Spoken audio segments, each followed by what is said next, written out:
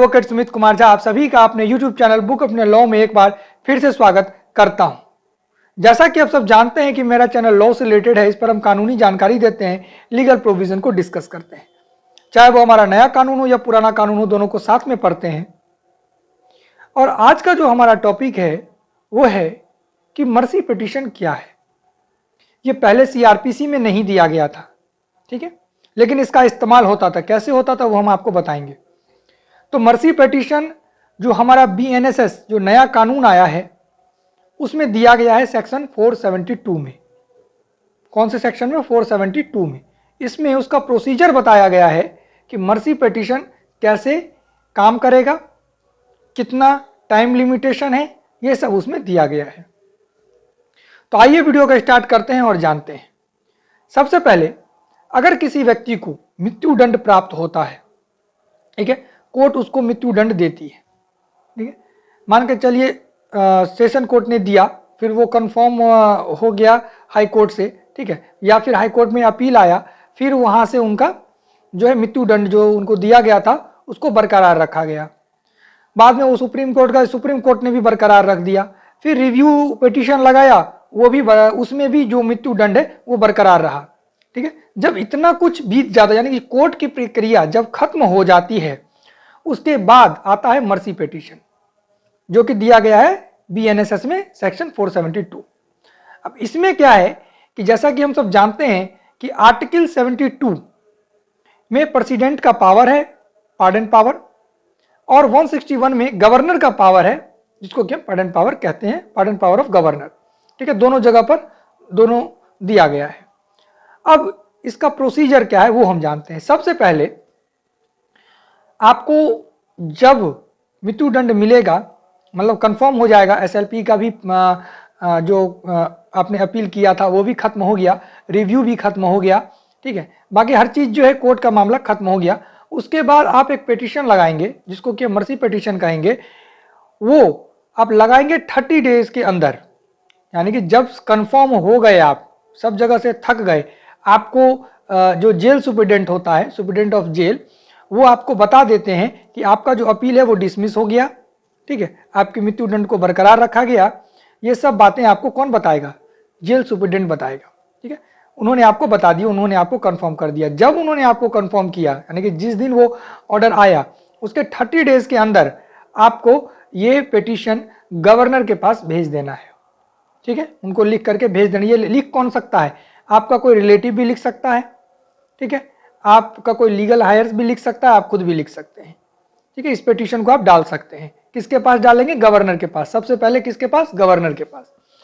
Governor sir के पास ये जाएगा। अगर वो उसको डिसमिस कर देते हैं, ठीक है, गवर्नर सर ने डिसमिस कर दिया, अब आपके पास डिसमिस जिस दिन हुआ उसके 60 डेज तक आपके पास अधिकार है कि आप इसको प्रेसिडेंट सर के पास भेजें, ठीक है। ये चल जाएगा प्रेसिडेंट जी के पास, आप लिखेंगे ये प्रेसिडेंट जी के पास, और प्रेसिडेंट अगर इसको डिसमिस कर देता है, ठीक है।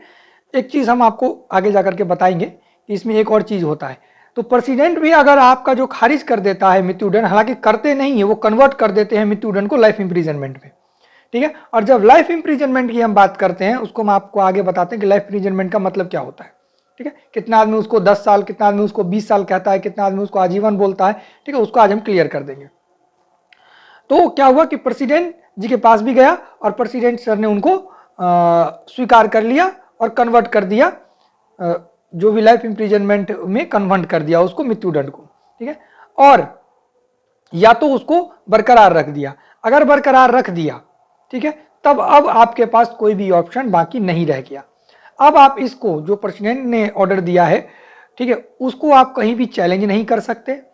उनका जो आदेश है वो किसी भी कोर्ट में चैलेंज नहीं होगा, ना उसका कोई रिव्यू कर सकता है, कुछ नहीं होगा। उसके बाद आपको जिस डेट में मृत्युदंड मिलना है उस डेट में मृत्युदंड मिलेगा, ठीक है। हालांकि कोर्ट इस बात को ध्यान में रखती है, क्योंकि एक केस हुआ था सुप्रीम कोर्ट का, बच्चन सिंह केस का नाम था। उसमें कहा गया था कि जो फांसी की सजा है वो रेयर एंड रेयरेस्ट केस में होना चाहिए, ठीक है। जनरली फांसी की सजा नहीं होती है, चाहे आप किसी का खून भी कर देंगे तो भी जनरली आपको फांसी की सजा नहीं होगी, मृत्युदंड की सजा नहीं होगी, ठीक है। ये हम बता रहे हैं कि नहीं होगी, मतलब नहीं हो सकती है, ऐसा कोई जरूरी नहीं है, ठीक है, 100% कंफर्म नहीं होना है, लेकिन होता ऐसा ही है। अब बहुत रेयर कंडीशन है तो ही आपको फांसी दी जाएगी, आपको मृत्युदंड दी जाएगी। अब मान के चलिए एक आदमी ने मर्सी पिटीशन लगाया, ठीक है, अब जिसने मर्सी पिटीशन लगाया उसके साथ और 2-4 आदमी थे, ठीक है, तो वो 2-4 आदमी जो है वो मर्सी पिटीशन नहीं लगाया, सिर्फ एक ही आदमी का मर्सी पिटीशन गया गवर्नर के पास, ठीक है, तो क्या करेगा, जो जेल सुप्रीडेंट है उनके पास पावर है कि वो सबका नाम एड्रेस वो लिख करके सेंट्रल गवर्नमेंट को भेज देंगे, ठीक है, या स्टेट गवर्नमेंट को भेज देंगे, ठीक है। अब स्टेट गवर्नमेंट क्या करेगी, उन्हीं जो पहले आपने मर्सी पिटीशन लगाया है उसी के साथ उसको भी कहेगी कि इसको भी डिस्पोजल कर दिया जाए उसी के साथ, ठीक है, मतलब कि एक व्यक्ति का कैंसिल हुआ, इसमें से किसका देना है किसका नहीं देना है वो सब एक ही साथ देख लिया जाए, जो भी पब्लिक इंटरेस्ट में होगा वो हो जाएगा, ठीक है। आई होप कि अब आपको मर्सी पिटीशन समझ में आ गया होगा।